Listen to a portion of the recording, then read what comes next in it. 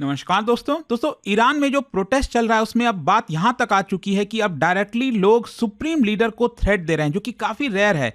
कह रहे हैं death to Khamenei, death to Islamic republic. मतलब अब कहीं ना कहीं लोगों ने ठान लिया है कि जो पूरा रूल है इस्लामिक रिपब्लिक का ईरान के अंदर, उसको जड़ से उठाकर फेंकेंगे। और इन सारी चीजों के बीच एक नाम सामने आ रहा है, वो है रेजा शाह का। रेजा शाह बेसिकली अगर आप देखोगे 1979 के पहले जो लास्ट मोनार्की थी वहां पर, तो उन्हीं के वंशज से हैं। तो यहां पर वो अमेरिका में है, अमेरिका से ही यहां पर आह्वान कर रहे हैं लोगों को कि आप सड़कों पर आइए और इसको लेकर प्रोटेस्ट करिए। आप देख सकते हो खबर, anti Khamenei protest intensify in Iran after exiled prince rallying call. इसको थोड़ा सा हम डिटेल में समझेंगे कि जो पहलवी डायनेस्टी है उनका क्या रोल था 1979 तक, उसके बाद क्या हुआ और आज के डेट में क्या रेलेवेंस है, क्या हो रहा है ईरान के अंदर, क्यों प्रोटेस्ट करें, वो सब कुछ मैं आपको बताऊंगा। चलिए आगे बढ़ते हैं, लेकिन उससे पहले आप सबको बता दूं, अगर आप 2027 की यूपीएससी की तैयारी कर रहे हैं, 2027 में यूपीएससी का एग्जाम देंगे, तो हमारा ये जो बैच है दोस्तों, इसका लास्ट डेट है एडमिशन क्लोजिंग का है 15 जनवरी। आप इसको अवेल कर सकते हैं, जिसमें प्रीलिम्स मेंस इंटरव्यू सब कुछ की तैयारी कराई जाती है। इसके अलावा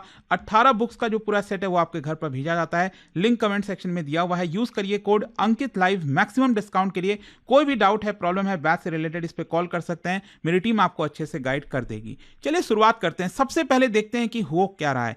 देखो ईरान में इट इज मतलब रिसेंट टाइम्स में अगर आप देखोगे ना, one of the most intense waves of anti government protest आपको देखने को मिलेगा, जहां पर अब डेमोन्स्ट्रेटर्स लगातार और डायरेक्टली ओपनली टारगेट कर रहे हैं सुप्रीम लीडर अयतुल्ला अली खमैनी को, जो कि काफी रेयर है और काफी सीरियस हो जाता है। डायरेक्ट चैलेंज मिल रहा है इस्लामिक रिपब्लिक को। यहां पर जो स्लोगन्स का इस्तेमाल किया जा रहा है, जो आप देख रहे हो ना, death to the dictator, death to Khamenei, down with the Islamic republic, ये सारी चीजें कही जा रही हैं। जो डेमोन्स्ट्रेशंस हैं वो आपको सिर्फ ईरान के कुछ हिस्से में नहीं, ऑलमोस्ट ईरान के बड़े बड़े शहरों में अलग अलग जगहों पर आपको देखने को मिलेगा। चाहे तेहरान है, कौम हो गया, इस्फहान हो गया, बहुत सारे जगहों पर इस तरह के प्रोटेस्ट लगातार देखने को मिल रहे हैं। और ये जो प्रोटेस्ट है वो और ज्यादा इंटेंसिफाई हो गया, क्योंकि यहां पर जो एग्जाइल्ड पॉलिटिकल फिगर हैं, जो रेजा शाह की मैं बात कर रहा हूं, मैं आपको बताऊंगा इनके बारे में डिटेल से, तो वो यहां पर पूरे डेमोन्स्ट्रेशंस के लिए आह्वान कर रहे हैं कि देश भर में कोऑर्डिनेटेड तरीके से पूरा इसको इंटेंसिफाई किया जाए, ताकि जो इस्लामिक रिपब्लिक बन रखा है इस समय ईरान के अंदर, उसको ये लोग हटाना चाहते हैं। अच्छा, यहां पर एक चीज समझिए कि ये जो हम सुप्रीम लीडर की बात कर रहे हैं, ये इतना इंपॉर्टेंट क्यों हो जाता है। अयतुल्ला अली खमैनी, अगर आप ईरान का पॉलिटिकल सिस्टम देखोगे, बोलने के लिए तो वहां पर इलेक्शन होता है, एक प्रेसिडेंट चुने जाते हैं, लेकिन अल्टीमेटली ये जितनी भी चीजें हो रही होती है ना, वो इस सुप्रीम लीडर के अंडर में ही हो रही होती हैं। चाहे वो मिलिट्री है, मॉस्क है, जस्टिस है, मीडिया, हर एक चीज उनके अंडर में है। तो बोलने के लिए बस वहां पर रिपब्लिक बोला जाता है, लेकिन एक्चुअल में ये है नहीं। और यहां पर आप देखोगे वो हाईएस्ट अथॉरिटी हैं, वही सब कुछ कंट्रोल करते हैं। तो ये जो डायरेक्ट स्लोगन्स आ रहा है अब उनके खिलाफ, सुप्रीम लीडर के खिलाफ, ये अब दिखाता है कि लोग वहां पर जो पूरा पॉलिटिकल सिस्टम चल रहा है उसको हटाना चाहते हैं। It is not just about government policies. तो ईरान की जो पॉलिटिकल कल्चर है, यहां पर जो सुप्रीम लीडर पर अटैक किया जा रहा है, कहीं ना कहीं ये एग्जिस्टेंशियल थ्रेट बन गया है ईरान के लिए। अच्छा, यहां पर रेजा पहलवी कौन है, पहले आप ये समझ लीजिए।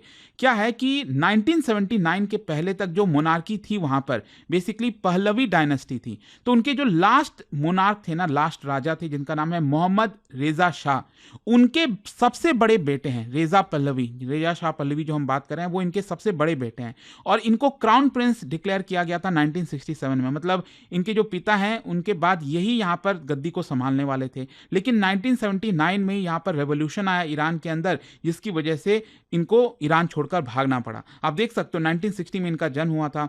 Crown Prince of Iran in exile इनको स्टेटस दिया गया है, अमेरिका में इस समय रहते हैं, और समय समय पर जब भी ईरान के अंदर प्रोटेस्ट वगैरह होता है वो इसको सपोर्ट करते हैं। लेकिन 1979 में, जैसा मैंने आपको बताया, पहलवी जो फैमिली है उनको ईरान छोड़कर भागना पड़ा था अपने आप को बचाने के लिए। अच्छा, पहलवी जो मोनार्की है वो अभी भी क्यों मैटर करती है, पहले इसको समझिए। ओरिजिन अगर आप देखोगे पहलवी डायनेस्टी का, ये 1925 में स्टार्ट होता है। उस समय रेजा शाह जो पहलवी थे, उन्होंने कजार रूल को खत्म किया था और एक सेंट्रलाइज्ड मॉडर्नाइजिंग मोनार्की को स्टार्ट किया था। मतलब ईरान अगर आप देखिए तो काफी मॉडर्नाइज था 1979 के पहले तक। और मोहम्मद रेजा शाह के अंदर में Iran basically western style modernisation को अपना रहा था, यूएस के साथ काफी अलाइन था, उनके काफी क्लोज था, एजुकेशन, इंफ्रास्ट्रक्चर, वुमेन राइट्स को लेकर काफी एक्सपेंशन था। लेकिन साथ ही साथ आरोप ये भी लगता था पहलवी डायनेस्टी पर अथॉरिटेरियन रूल का। यहाँ पर पॉलिटिकल रिप्रेशन किया जाता था सीक्रेट पुलिस के द्वारा, पॉलिटिकल पार्टिसिपेशन काफ़ी कमज़ोर था। तो आई होप ये चीज़ आप समझ पा रहे होगे कि भले ही आप इकोनॉमिक मॉडर्नाइजेशन ले आओ, लेकिन अगर आप पॉलिटिकल लिबरलाइजेशन नहीं लाओगे तो कहीं ना कहीं ये बहुत ही बड़ा कॉन्ट्रडिक्शन होगा और लोग आपको पसंद नहीं करेंगे। और यही बड़ा कारण था जिसकी वजह से 1979 में रेवोल्यूशन आया। ऑल्दो जब रेवोल्यूशन आया था तो ये रिलीजियस बेसिस पर नहीं था, क्योंकि यहाँ पर क्लेरिक्स भी थे, लेफ्टिस्ट भी थे, लिबरल्स भी थे, स्टूडेंट्स भी थे, वर्कर्स थे, सब यहाँ पर एक प्रकार से मोनार्की को हटाना चाहते थे। तो अल्टीमेटली होता क्या है ना कहीं एक सिंगल लीडरशिप बनती है। तो पूरा जो रेवोल्यूशन हो रहा था तो उसमें जो लीडर सामने आए वो थे अयतुल्ला रुहुल्लाह खमैनी। मतलब जो आज के डेट में सुप्रीम लीडर है ना, उनके पहले अगर आप सुप्रीम लीडर देखोगे तो ये थे अयतुल्ला रुहुल्लाह खमैनी। और इसका नतीजा ये निकला कि जो मोनार्की है वो तो अबॉलिश हो गई, लेकिन उसके बदले क्या आया? उसके बदले आया इस्लामिक रिपब्लिक ऑफ ईरान। क्यों? क्योंकि यहां पर जो इनके लीडर बन गए थे वो थे अयतुल्ला रुहुल्लाह खमैनी, और यहां पर सुप्रीम लीडर का सिस्टम लाया गया। जो मैंने अभी आपको पॉलिटिकल सिस्टम बताया ना यहां पर कि सुप्रीम लीडर है, और एक प्रकार से आप ये समझिए कि ईरान थियोक्रेटिक रिपब्लिक बन गया। थियोक्रेटिक रिपब्लिक का मतलब होता है कि बोलने के लिए रिपब्लिक है कि पॉपुलर लीडर को चुना जाता है, लेकिन यहां पर सारा कंसंट्रेशन एक रिलीजियस लीडर के अंदर में होता है जो कि सुप्रीम लीडर है इस केस में, और जो भी गवर्नेंस वगैरह होता है वो रिलीजियस लाइन पर होता है। तो ये बहुत ही डेंजरस है किसी भी देश के लिए। तो जो शाह है उनको भागना पड़ा था ईरान छोड़कर, एंड जो रेजा पहलवी हैं वो कभी ईरान फिर वापस आए ही नहीं, वो अमेरिका से ही सब कुछ कर रहे हैं। तो अभी उनका क्या बयान है, जो रेजा पहलवी हैं उन्होंने क्या बोला है? बेसिकली जो सिविल रेसिस्टेंस चल रहा है ईरान के अंदर उसको ये एनकरेज कर रहे हैं। वेस्टर्न गवर्नमेंट को कह रहे हैं कि आप सपोर्ट करिए प्रोटेस्टर्स को। जो टेक कंपनीज हैं उनको कह रहे हैं कि ईरान में जो ब्लैकआउट चल रहा है, इंटरनेट ब्लैकआउट किया गया है, आप उसको बाईपास करिए। एक प्रकार से आप ये समझिए कि जो एलॉन मस्क है उनका जो स्टार लिंक है उनको रिक्वेस्ट किया जा रहा है कि आप इंटरनेट प्रोवाइड करिए वहाँ के लोगों को, ताकि वहाँ पर जो भी कुछ हो रहा है वो बाहर तो जाए। क्योंकि सरकार वहाँ पर क्या कर रही है, जो लीडरशिप है, गवर्नमेंट है ईरान के अंदर, वो सब कुछ ब्लैकआउट कर दिए ताकि चीज़ें बाहर ही ना निकल पाए, कोई ऑपोजिशन ना हो। अगर कितना भी प्रताड़ना की जाए ऑपोजिशन के ऊपर, जो लोग प्रोटेस्ट कर रहे हैं उनको मारा जाए, तो वो चीज़ें बाहर ना निकल कर सामने आए। तो एक प्रकार से एक चीज़ ध्यान रखिएगा, भले ही यहाँ पर कुछ लोग जो है प्रोटेस्टर रेजा शाह को सपोर्ट कर रहे हैं, रेजा शाह ब्लेस योर सोल ये कह रहे हैं, लेकिन ध्यान रखना है ईरान के अंदर लोग वो मोनार्की रूल नहीं चाहते हैं। ऐसा नहीं चाहते कि जो मिस्टेक पहले किया था ना उन्होंने मोनार्की हटाकर ये इस्लामिक रिपब्लिक ले आए थे। अब यहाँ पर प्रोटेस्टर्स ये कह रहे हैं कि हमें ये इस्लामिक रिपब्लिक ऑफ ईरान नहीं चाहिए, इसको हटाकर ऐसा नहीं है कि हमें मोनार्की चाहिए, एक प्रकार से डेमोक्रेसी चाहते हैं लोग। तो फॉर मेनी पीपल पहलवी जो सिंबलाइज करते हैं it is pre Islamic Republican Iran, जो मॉडर्नाइज सोसाइटी थी ईरान की, उसको लोग कहीं ना कहीं वहाँ पर चाहते हैं वापस से। अच्छा, क्वेश्चन अब ये आता है कि ये जो भी कुछ हो रहा है इसका मेन कारण क्या है? देखो, वैसे तो लोग काफ़ी समय से परेशान थे, बहुत सारी चीज़ें हो रही थी, लेकिन एक कहते हैं ना चिंगारी चाहिए होती है। तो जो इकोनॉमिक कोलैप्स हुआ है ईरान का इस समय, इन्फ्लेशन 40-50% से ऊपर है, ईरान की जो करेंसी है ईरानियन रियाल वो पूरी तरह से कोलैप्स हो गई है। बोलने के लिए पेपर में कहा जाता है कि $1 equals to 42,000 Iranian rial, but actual में जब लोग यहाँ पर करेंसी एक्सचेंज करने जाते हैं तो ये $1 इक्वल्स टू 1.42 मिलियन हो चुका है रियाल। आप सोचिए, अगर आपको $1 चाहिए तो 14 लाख रियाल आपको देना पड़ेगा। इतना ज़्यादा करेंसी कोलैप्स हुआ है, जिसकी वजह से प्राइसेस बढ़े हैं, bread, fuel, medicine, youth unemployment high पर है, इकोनॉमिक डिस्ट्रेस कहीं ना कहीं स्पार्क की तरह काम किया है इस पूरे प्रोटेस्ट के अंदर। फिर इसके अलावा पॉलिटिकल और सोशल रिप्रेशन तो चल ही रहा है, फ्री इलेक्शन होता नहीं है, women rights, free speech, social media के ऊपर क्रैकडाउन किया जाता है। आपको याद होगा 2019 में फ्यूल प्रोटेस्ट हुआ था, फिर 2022 में महसा अमीनी का जो पूरा प्रोटेस्ट देखने को मिल रहा था, बुर्का जो वुमेन है वो निकाल कर फेंक रही थी। फिर इसके अलावा जो रिजीम लेजिटिमेसी है वो ख़त्म हो रही है।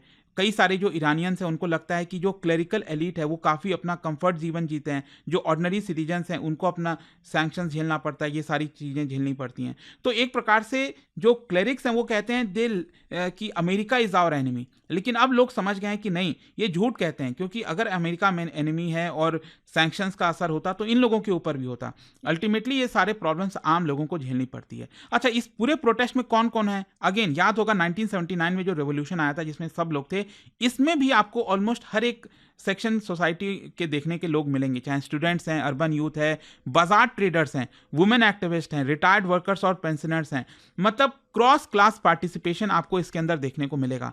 जो स्टेट का रिस्पॉन्स है वो क्या आया है? देखो, बेसिकली जो गवर्नमेंट है वो पूरी तरह से कम्युनिकेशन को ब्लॉक करना चाहती है। ऑब्वियस सी बात है, आज के डेट में मोबाइल डेटा ये बहुत मायने रखता है, क्योंकि इसी से सब कुछ स्प्रेड हो रही है। प्रोटेस्ट में लोग एक साथ एकत्रित हो रहे हैं, तो मोबाइल डेटा को शट डाउन किया गया है, मैसेजिंग ऐप्स को रिस्ट्रिक्ट किया जाए। गोल ये है कि कोऑर्डिनेशन जो चल रहा है प्रोटेस्टर्स के द्वारा उसको प्रिवेंट किया जाए, वीडियोस को सर्कुलेट होने से रोका जाए, दुनिया तक ना पहुंचे। और इसके अलावा सिक्योरिटी क्रैकडाउन भी हो रहा है, पुलिस, IRGC ये सब कुछ डिप्लॉय किए गए हैं, मास लेवल पर अरेस्ट चल रहा है। यहाँ पर रिपोर्ट्स आ रहे हैं कि गोलियां चलाई जा रही हैं, लोगों को मारा जा रहा है। कितने लोग मरे हैं नंबर्स नहीं पता है, अगेन क्योंकि कम्युनिकेशन नहीं हो पा रहा है। और इसीलिए आप देखोगे तो यहाँ पर जो डोनाल्ड ट्रंप हैं उन्होंने वार्निंग दे दी है, डायरेक्ट थ्रेट दिया है ईरान को, you would better not start shooting. मतलब आप प्रोटेस्टर्स पर शूट मत करना स्टार्ट करना, अदरवाइज इसका इल्जाम बहुत बुरा होगा, हम आपके ऊपर अटैक कर देंगे। लेकिन इसके अलावा अगर मैं आपको भारत का एंगल बताऊं, देखो भारत के लिए अगेन जियोपॉलिटिकली बहुत ही सेंसिटिव मामला हो गया है, क्योंकि आप सब जानते हो चबहार पोर्ट के बारे में। अभी था क्या कि चबहार पोर्ट भारत के लिए सिर्फ अफगानिस्तान तक जाने का रास्ता नहीं है, जो सेंट्रल एशिया है ऊपर की तरफ है, ये भी इंपॉर्टेंट हो जाता है।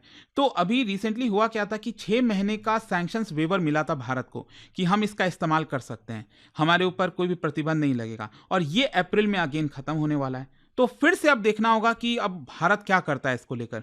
अगेन ये जितनी भी चीज़ें ग्लोबली चल रही होती हैं उसका डायरेक्ट इनडायरेक्ट असर भारत पर होता ही है, यही चीज़ आपको यहाँ पर देखने को मिलेगा। बट आई होप कि इस वीडियो के थ्रू ये जो लेटेस्ट चीज़ें आई हैं, पहलवी रिटर्न को लेकर जो चीज़ें कही जा रही हैं वो आपको समझ में आई होंगी। और जाने से पहले एक बहुत ही इंटरेस्टिंग क्वेश्चन, क्या आप बता सकते हो जो अरब कॉन्क्वेस्ट हुआ था पर्सिया, मतलब अरब कॉन्क्वेस्ट ऑफ पर्शिया हुआ था 7th सेंचुरी में, it led to which of the following long term outcome? इनमें से क्या आउटकम निकल कर आया सामने? और इसका जो राइट आंसर है आप सब जानते हैं, मेरे इंस्टाग्राम पर तो मिलेगा ही, वहां पर अगर आप नहीं हो कोई बात नहीं, टेलीग्राम से ले सकते हैं इसका सही उत्तर। और दोस्तों जैसा मैंने आपको बताया, अगर आप यूपीएससी की तैयारी कर रहे हैं, कोई भी बैच चाहते हैं, आपको बस यूज करना है ये कोड अंकित लाइव मैक्सिमम डिस्काउंट के लिए। कोई भी अगर आपको डाउट है, बैच से रिलेटेड कोई प्रॉब्लम है, ये फोन नंबर है, कॉल करिए, मेरी टीम आपको अच्छे से गाइड कर देगी। दोस्तों यूपीएससी का गोल बड़ा होता है और इस जर्नी में सही गाइडेंस और मेंटरशिप बहुत जरूरी होती है।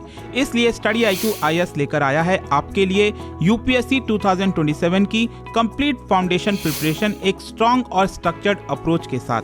हमारा फाउंडेशन कोर्स 3 लैंग्वेजेस में अवेलेबल है, इंग्लिश, हिंदी और इंग्लिश। अब आप अपनी पसंद की लैंग्वेज में तैयारी शुरू कर सकते हैं, same syllabus, same expert faculties और सेम क्वालिटी गाइडेंस के साथ।